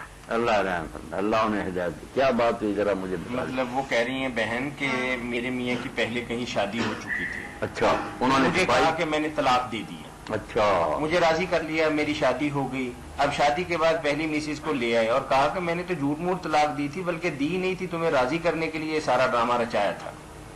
آپ وہ کہتی کہ جب میں گلا کرتی ہوں تو مجھے میری ماں کے گھر بھجوا دیا, اس کو بسا رہے ہیں. یہ بات ہے, چھوڑ دیا, مجھے ڈائیورس بھیج دیا. آپ کو بھیج دیے؟ ہاں, اب مجھے بھیج دی کہ تم اس کو نہیں مانتی, میں تمہیں نہیں رکھوں گا. حالانکہ اس کا طلاق نامہ اسٹامپ پہ مجھے دکھایا تھا. جی مولانا, اس نے میری بہن چالاکی سے کام لیا ہوگا نا, ڈائیورس تو دے دی ہوگی, اسٹامپ پر بھی لکھ لی ہوگی, مگر گنجائش ہوتی ہے نا رجوع کی. اس نے دوران رجوع کر لیا ہوگا, آپ کو نہیں بتایا, کیا ہی دینا تھا نا کہ میں نے 100 روپے کا مل جاتا ہے, جو مرضی لکھ لیں. ہاں, اس نے کہہ دیا ہوگا کہ میں نے طلاق واپس لے لی, تو وہ نکاح بھی رہ گیا. آپ کو بھی اس نے اس دھوکے سے پھنسا لیا. تو اب آپ کو ہی چاہیے نا کہ حالات سے سازگاری کریں. یہاں پہ انہوں نے مجھے یہ دیکھیں میرا کوئی حق ادا کیا ہی نہیں. جو زیادتیاں کر سکتے تھے انہوں نے کی ہیں, اور یہی کہا کہ جی جب تک تم میری بات نہیں مانو گی, میں غلط کروں میں صحیح کروں. اور چلے مجھے نہ دیکھتے, میرے بیٹے کو تو دیکھتے نا, میرے بیٹے کا کوئی حق نہیں ادا کیا. اور اب کیا کیا, کہتے تمہارا تو کوئی قصور نہیں ہے, کبھی کوئی بہانا کبھی کوئی بہانا. اب مجھے طلاق بھیج دیا. نہیں آپ صلح کی کوشش کریں نا، گھر نہ اپنا ویران کریں. نہیں کسی بات کو مانتے ہی نہیں، اور اپنا کو تو وہ مانتے ہی نہیں ہے. اور وہ طلاق کے 5-6 ماہ بعد اس کو لے کے آئے تھے، پہلی والی کو 5-6 ماہ کے بعد لے کے آئے، پھر بھی صلح کی گنجائش تھی. نہیں، اور رجوع انہوں نے پہلے ہی کر لیا ہوگا نا، ظاہر بے شک بعد میں ہے آپ کے سامنے، رجوع تو عدت کے اندر ہی کر لیا ہوگا نا. تو ان کی یہ زیادتی نہیں ہے؟ زیادتی ہے، دھوکہ کیا، فریب کیا، مگر اس دھوکے فریب کا اب کیا اللہ کے آئیں بات پرس ہوگی نا. آپ بھی اگر اس کو سمجھ لیں کہ چلو اللہ تعالیٰ نے اگر میری بہن کی قسمت لکھی تھی، بہن ہی سمجھے نا. اللہ کے رسول علیہ السلام نے یہی شوقنوں کو کہا ہے کہ تمہاری بہن ہوتی ہے دوسری، اس نے اپنے حصہ کا کھانا، تم نے اپنے کوئی کسی کی قسمت نہیں کرتا. آپ بھی راضی ہو جائیں، اس خاوند کو بھی اللہ ہدایت دے، گھر نہ برباد کریں، بچہ جو ہے تباہ ہو جائے گا. وہ ایکسپٹ ہی نہیں کر رہے اس بات کو، کہتے میں نے اب تمہیں رکھنا ہی نہیں رکھے گا، بس میری طرف سے فارغ ہو نہ. اللہ رحم فرمائے، آپ پڑھنا شروع کریں، اللہ اس کو ہدایت. بے شک کتنی مدت گزر جائے گی، ہم اس کو درست کر لیں گے اگر اس کا پتہ چل گیا. میں خود چاہتی ہوں میرا بیٹا باپ سے محروم نہ ہو. ہاں نہ باپ سے بچھڑ گیا تو بچہ تباہ ہو جائے گا. اس کے مستقبل کا معاملہ آپ دونوں نا سمجھ سے کام لیں، صلح کریں. مولانا میں تو کہتی ہوں وہ نہیں مانتے. نہیں وہ بھی مانے نا، اب کیا چاہ رہا ہے ان کو سمجھانے کا. وہی تو میں کہتی ہوں کہ کیا ہونا چاہیے. آپ پڑھنا شروع کریں، یا لطیف و یا ودود، یہ نوٹ کریں نا. 1212 مرتبہ عشاء کے بعد. کتنی دفعہ؟ 11 مرتبہ دروشی اول آخر پڑھنا ہے، اور عشاء کے بعد نا 1212. ٹھیک ہے، 1212. یا لطیف ہو یا ودود ہو. ٹھیک ہے، یہ شروع کریں میری بہن، اللہ اس کو ہدایت دے گا. اللہ آپ کو اکٹھا کرے، ایسے نہیں ہونا چاہیے، تباہی ہو جائے گی، بچہ برباد ہو جائے گا. بہت شکریہ بہن آپ کی بات. اللہ خیر کرے. جی تو بھائی نے سوال بھیجا ہے کہ مجھے 20 سال ہو گئے نمازیں پڑھتے ہوئے، جی میری پیشانی پہ کوئی نشان نہیں بنا. نہیں، میرا دوست 4 دن ہوئے نمازیں پڑھتے ہوئے، اس کی پیشانی پہ نشان پڑ گیا. میرے لیے بڑی پریشانی ہے. نہیں پریشان نہ ہو. السلام علیکم. وعلیکم السلام. جی بھائی. امین صاحب بتائیں کیا پوچھنا. میں وہ اپنا پوچھنا ہے کہ آج کل جو کالموں میں اور ادھر مضامین میں اخباروں میں بار بار آ رہا ہے کہ اس کو جو حالیہ زلزلہ آیا اور اس میں بے شمار جانیں نقصان ہوئی ہیں، اللہ مغفرت فرمائے، رحمت. اس کو اللہ کا عذاب نہیں کہنا چاہیے. بس یہ ایسے ہی کہتے ہیں، کچھ اور نام رکھ لیں، مگر یہ تو کہے نا کہ اللہ تعالیٰ کی طرف سے بڑی ڈانٹ پڑی ہے، اب بھی بندے بندے توبہ کرو. یہ ذکر ہی نہیں کم بخت کرتے. اس کو کہتے ہیں اتفاقی حادثہ. حالانکہ اتفاقی حادثہ تو کوئی کافر ہی کہہ سکتا ہے. اس دنیا میں کوئی واقعہ ہوتا ہے اتفاقی؟ سب کچھ اللہ تعالیٰ کی پلاننگ ہے، اس کے اختیار میں ہے، اس کے حکم سے ہوتا ہے، اس کے علم میں ہے سب کچھ. اس لیے ہمیں کبھی بھی اتفاقی نہیں کسی چیز کو کہنا چاہیے. اللہ تعالیٰ کی سوچی سمجھی.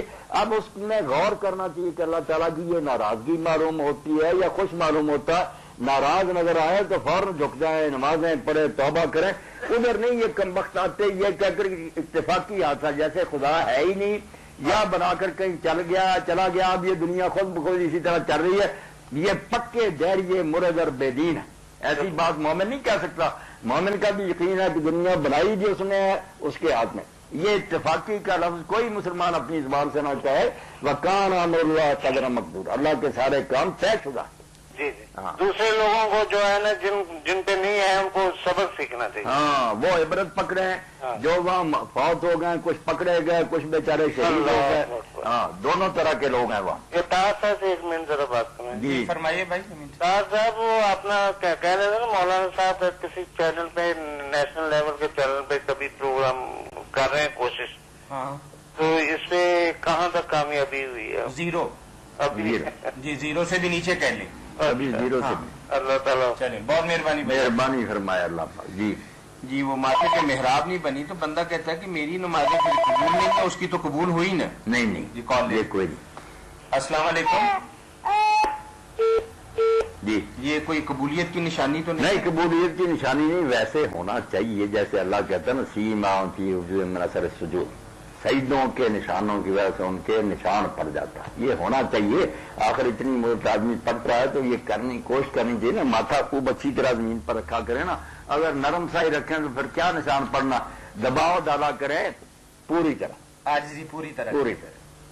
اور اگر آپ لوگوں کو نا حرم شریف لے جائے نا، مکہ اور مدینہ، تو میں یہ ضرور کہوں گا، جیسے اقبال کہتا نا کہ میں اپنے خیال میں وہ سفر کرتا نا، مدینہ کا جانا تو نصیب نہیں ہوا، بیچارہ بوڑھا ہو گیا پھر فوت ہو گیا، تو یہ کہتا ہے کہ وہ صحرا جہاں لوگ اونٹوں پر جا رہے ہیں، بیابان کا راستہ ہوتا نا تو وہ درود شریف پڑھتے جا رہے، خوشاں صحرا کہ آ جائے کارواں درود خان دو محمل بران، کہتا وہ صحرا کتنا خوش قسمت ہے، جنگل ہے جس میں قافلے اونٹوں پر جا رہے ہیں، درود شریف پڑھ رہے ہیں، برے گے گر میں آور سجون تک ریتوں پر ضرور سجدہ کر، برے گے گر میں آور سجود دے جبیرہ سوچتا داغے بمان، اپنی پیشانی کو جلا دے مکہ معظمہ کی مسجد مدینہ میں تاکہ نشان رہے، اور تو قیامت کے دن رسول اللہ سے کہے کہ اللہ کے رسول تیری تلاش میں کہاں پھرا، کیسے میری پیشانی پر داغ لگ گیا، میں ریتوں پر سجدے کر جبیرہ سوچتا داغے بمان۔ میں حج عمرے والوں سے ضرور کہوں گا کہ کبھی ایسی جگہ تلاش کر کے نا جہاں سخت دھوپ، وہاں ضرور نماز پڑھیں، شاید اللہ تعالیٰ اس بات کو اپنے دفتر میں لکھ لے اور قیامت کے دن اسی پر رحم فرما دے کہ یار تم کب کی ریتوں پر میرے سامنے روتے رہے۔ السلام علیکم۔ علیکم جی وعلیکم السلام۔ جی میں نا یہ سوال پوچھ رہے تھے کہ مولانا صاحب نے بتایا نا کہ جو مسجد میں اعتکاف لیے بیٹھتے ہیں وہ وہاں سے عید کی نماز پڑھ کے پھر گھر جائیں، جی جی وہ زیادہ ثواب ہے، ایسا ہی کرنا چاہیے۔ تو جو عورتیں گھر میں بیٹھتی ہیں ان کے لیے کیا ہے؟ ان کو بھی یہی چاہیے کہ وہاں بیٹھی رہیں، رات بات کریں عید کی، صبح پھر نہا کرنا وہاں سے عیدگاہ کو جائیں۔ اچھا ہاں یہی کرنا چاہیے۔ چلے ٹھیک ہے، اللہ حافظ۔ جی بارک اللہ فیک۔ تو ایک بھائی نے سوال بھیجا ہے، شاید آخری سوال ہو، ٹائم ہونے والا ہے، جبیرہ سوچتا داغے بمان۔ تو انہوں نے کہا کہ پیپلز کالونی نمبر 1 میں ایک بہت بڑی مسجد ہے، وہاں صرف ایک 15 برس کا بچہ جو ہے وہ اعتکاف کے لیے بیٹھا ہے، جی تو کیا پورے علاقے کی نمائندگی ہو گئی؟ یہ جو مشہور ہے کہ یہ سنت علی الکفایہ، اگر محلے میں سے کوئی نہ بیٹھے تو سارے گناہ گار ہوتے ہیں، یہ بات تو ہے بے بنیاد، کہیں دین میں نہیں، لوگوں نے اپنی طرف سے ایسی چیزیں نا سنت علی الکفایہ بنا دی ہیں، کسی مسجد میں کوئی بھی نہ بیٹھے کسی محلے والے کو گناہ نہیں ہوتا ہے۔ باقی جو بیٹھ گیا بسم اللہ، اگر وہ بچہ ہی بیٹھ گیا شاباش، اس کو اللہ اجر دے گا۔ 15 سال کا وہ بچہ تو کوئی نہیں بالغ ہے، 15 سال کا جب ہو جائے شریعت میں بالغ ہی ہو جاتا ہے نا وہ، تو بے فکر رہے، وہ بھی بات آپ کی پوری ہوگی، ایک نے آپ کی طرف سے سنت ادا کر دی، باقی یہ بات کوئی نہیں، کہیں نہیں اللہ کے رسول نے یہ کہا نہ صحابہ نے کہ نہ بیٹھے تو گناہ ہوتا، سارے بڑی بڑی ہیں، بے شک کو بیٹھے یا نہ بیٹھے۔ جزاکم اللہ۔ اس آخری جواب کے ساتھ ہی اس پروگرام کے روح رواں، مربی اور سرپرست اور مفتی اور آپ کی طرف سے آنے والی فون کالز اور پوچھے گئے سوالات کے جوابات دینے والی معروف علمی شخصیت محترم مولانا محمد اسحاق صاحب کے ہم شکر گزار ہیں کہ وہ اپنا قیمتی وقت نکال کر آتے ہیں اور آپ کو دین کی رہنمائی بتاتے ہیں، اور اس کے ساتھ ہی اس پروگرام کے میزبان میاں طاہر کو کل تک کے لیے اجازت